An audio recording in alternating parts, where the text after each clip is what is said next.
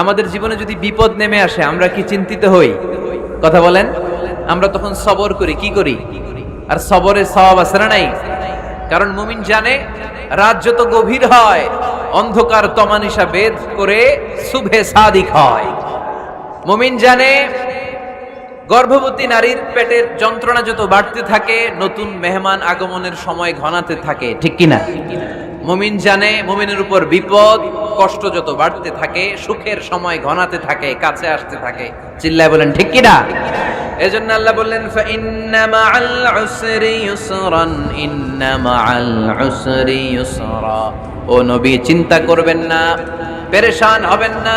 মাক্কি জীবনে আপনার দুঃখ কষ্ট, কিন্তু কিছুদিন পরেই মাদানী জীবনে আপনার জীবনে সুখ নামিয়ে দিবে কে? আপনার জীবনে আনন্দের বন্যা বইয়ে দিবে কে? মোটিভেশনাল সূরা, পেইন রিলিভিং সূরা।